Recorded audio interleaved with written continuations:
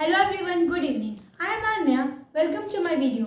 आज का वीडियो आपके लिए बहुत ही ज़्यादा इंपॉर्टेंट होने वाला है क्योंकि मैं बात करने जा रही हूँ एक टॉपिक पे कि कैसे आप अपनी प्रोडक्टिविटी को डबल कर सकते हैं। जैसे कि मैंने कल भी कुछ पॉइंट्स बताए थे और आज भी कुछ 5 ऐसे मेन कैटेगरीज के बारे में बताने जा रही हूँ जो कि बहुत ही ज़्यादा इंपॉर्टेंट होने वाले। तो जो फर्स्ट कैटेगरी है उसका नाम है to do, and the second category is critical thinking, and the third category is project, and the fourth one is wish list or dream project, and the fifth one is which is going to very important emotional thinking. अब मैं एक एक करके सबको explain करने जा रही हूँ। जो फर्स्ट कैटेगरी था to do, when you are clear what to do and when to do, then it will consider as a to do यानी कि इसमें जब आपको पता होता है कि क्या करना है और कैसे करना है, तब आता है कब करना है। That is only called to do में जब हमको पता होता है कि ये चीज़ हमको कब करना है, तब हम वो चीज़ के लिए टू डू बनाते हैं। बहुत लोग अपने काम को करने के लिए टू डू लिस्ट बनाते हैं। उसमें अगर एक छोटा सा आप करेक्शन करेंगे, जब भी आप टू डू बनाते हो अगर आप डेट को मेंशन करेंगे तो फिर उसको आप उस काम को करने के लिए आपको एक प्रेशर रहेगा, हाँ हमको इस डेट पे ये वर्क कर लेना है, तो वो काफ़ी ज़्यादा हेल्पफुल रहेगा आपको वो काम करने में। तो टू डू का कुछ एग्जांपल्स है। फॉर एग्जांपल, अगर आपको बिल पे करना है तो आपको पता है कि हमको करना है, कब करना है ये आपको डिसाइड करना है। एंड वन मोर एग्जांपल, अगर किसी का कॉल आया, ठीक है, तो आपको पता है कि हमको पिक करना है या नहीं करना। This only comes under the to do. And the second category is that critical thinking.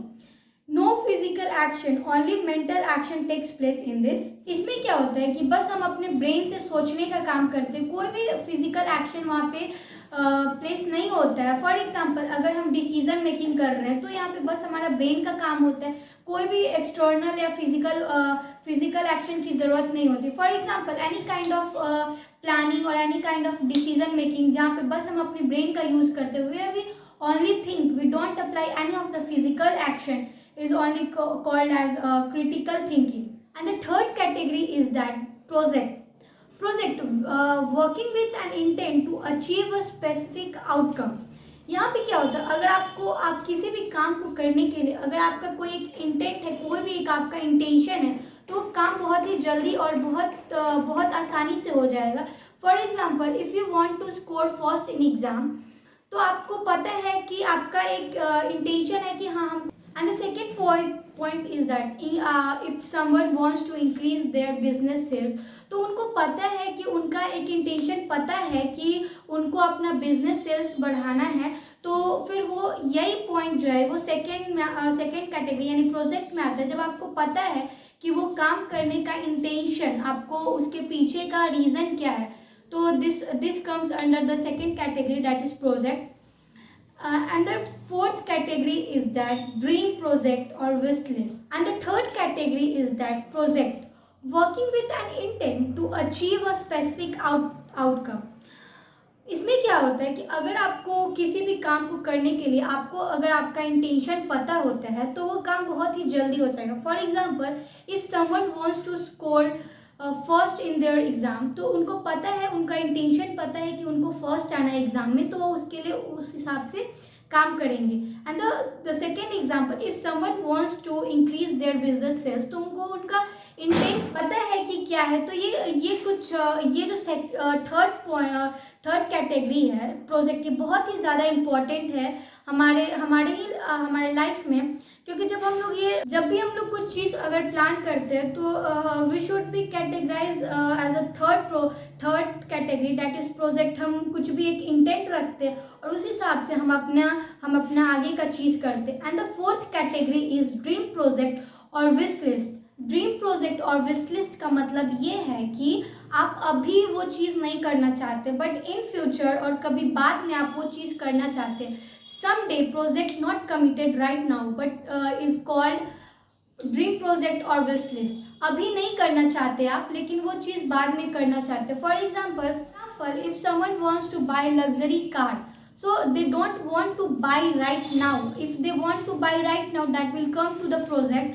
वो अभी नहीं खरीदना चाहते, वो बाद में खरीदना चाहते हैं। And the second example is going on world tour. तो आप अभी नहीं जाना चाहते हो, बाद में जाना चाहते हो, तो this will come in dream project और विश लिस्ट कि हमको अभी नहीं बाद में करना। अगर वही चीज़ अगर आपको अभी करना है, so that will come under the project, that is third category. And the fifth category that is going to be very important for everyone, that is emotional thinking, where many of people lacks emotional thinking. अगर कुछ भी हमारे साथ अच्छा होता है या बुरा होता है, या मेमोरीज ऑफ पास्ट, प्रेजेंट और future. For example, someone is happy about their promotion, and the second example, upset about the conflict with the boss or a partner. Someone thrilled for a same upcoming project. Someone get fear of their future, what they are going to do in future. That comes under the emotional thinking. And the a line which I'm going to say, that keep your thinking, time and action absolutely separate. This line was very motivated me, and this line was very important, that we should always, हम लोग को क्या करना है कि हमको अपना action time और थिंकिंग टाइम को अलग अलग सेपरेट करना है। थिंकिंग मोड और एक्शन मोड में कुछ डिफरेंस है जो मैं बता रही हूँ। थिंकिंग मोड में the more we will be relax, the more we will better think. हम जितना ज़्यादा रिलैक्स रहेंगे उतना अच्छे से हम सोच पाते हैं, सोच सकते हैं। तो अगर आप थिंकिंग मोड में हैं तो you have to be very much relax. And the second is that considering, we have to consider all the possibilities or whatever is possible. And third point which comes under the thinking mode is be objective. Don't get an emotional while planning. If in thinking mode sometimes we plan for ourselves, or तो at that time आपको क्या करना, emotional नहीं होना। बहुत लोग emotionally कुछ decisions ले लेते हैं उस टाइम भी, बट हमें इमोशनली नहीं होना। You have to be fact and figure. आपको वेरी मच क्लियर होना पड़ेगा कि क्या चीज़ चाहिए उसके लिए। You don't have to be emotional. Emotional हम तब होंगे जब हम एक्शन मोड में होंगे, तब हम थोड़ा इमोशनल हो सकते हैं। But while planning time, while thinking time हम लोग को बिल्कुल भी इमोशनल नहीं होना पड़ेगा। हम लोग को वो सारे फैक्ट एंड फिगर देखने पड़ेंगे जो हम प्लान कर रहे हैं अपने गोल के लिए। और एक्शन मोड में भी ऐसे ही कुछ पॉइंट्स है। The first point is that once you decided, take the action. अगर आप कुछ भी चीज़ डिसाइड कर ली हो तो जस्ट टेक एक्शन, आप एक्शन लो। यही एक्शन मोड में पहला पॉइंट ये है कि अगर आप डिसाइड कर लिए हो तो आपको एक्शन लेना पड़ेगा। इसमें the second point is that be subjective. यहाँ पे जैसे आप you can use your emotion, love, dedication, decision. अगर यहाँ पे आप एक्शन मोड में जब ये सब चीज़ें आप यूज़ करते हो तो आपका जो एक्शन होगा वो बिट फास्ट होगा और बिट प्रोडक्टिव होगा। अगर आप इसमें कुछ अपने इमोशनल थिंग्स को इंक्लूड करते हो तो काफ़ी ज़्यादा बेनिफिशियल होगा अपने गोल को अचीव करने में। And the one line I'm going to say, that think like a monk and act like a warrior. वो अगर आप उनकी तरह सोचते हो और act like a warrior, एक अगर जो जंग के लड़ने वाले वॉरियर होते हैं उनकी तरह आप एक्ट करते हो तो ये काफ़ी ज़्यादा beneficial. I am going to tell you, एक मैं लाइन बोलने जा रही हूँ, think like a monk and act like a warrior. आपको मॉन्क की तरह सोचना है और वॉरियर की तरह एक्ट करना है। ये था हमारा पांचों कैटेगरी जो कि बहुत ही इम्पॉर्टेंट है। आप इसको एक बार करें और बहुत ही ज़्यादा ये हेल्पफुल होने वाला अगर आप इसको अप्लाई करते हो। और जो थर्ड कैटेगरी था प्रोजेक्ट, उसमें एक पार्ट आता है how to accomplish any project. तो उसके लिए फर्स्ट स्टेप ये है, फाइनलाइज विजुअल एंड एंड गोल।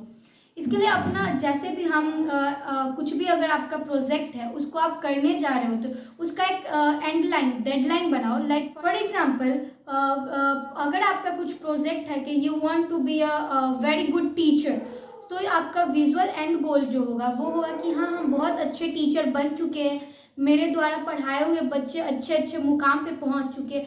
आपका प्रोजेक्ट जो होगा वो होगा आपका मिशन, और जो विजुअल एंड गोल होगा वो होगा कि आप बन चुके हो। आपको बस विजुअलाइज करना है कि आपका एंड गोल जो है, जो आप बन चुके हो।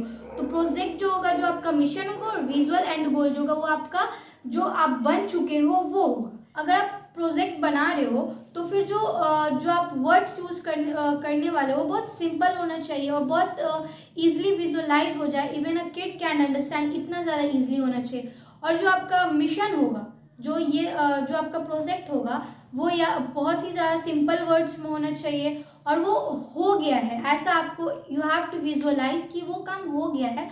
उसका डेडलाइन जो होगा वो ऐसा आपको बनाना है कि वो चीज़ आप विजुअलाइज कर चुके हो, वो हो चुका है और बहुत ही सिंपल वर्ड्स में होना चाहिए।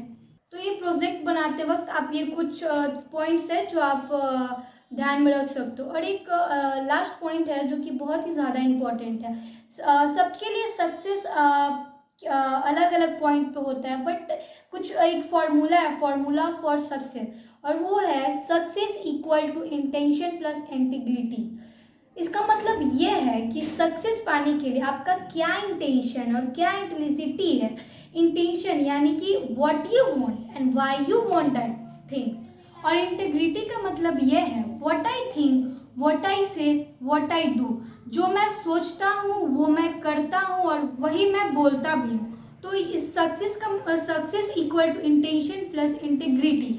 इसका मतलब ये है कि आप जो आप इंटेंशन का मतलब आप समझ ही गए होंगे कि आपको वो चीज़ क्यों चाहिए और किस लिए चाहिए। और इंटीग्रिटी, जो मैं सोचता हूँ वो मैं करता हूँ और वही मैं बोलता भी हूँ। यही एक सक्सेस फार्मूला है जो कि बहुत ही ज़्यादा यूज़फुल होने वाला, अगर इसको अच्छे तरीक़े से समझ गए तो ये था आज का वीडियो जो आपकी प्रोडक्टिविटी और आपके गोल को अचीव करने में काफ़ी ज़्यादा मदद करेगी। So this was the video. Thanks for watching this video.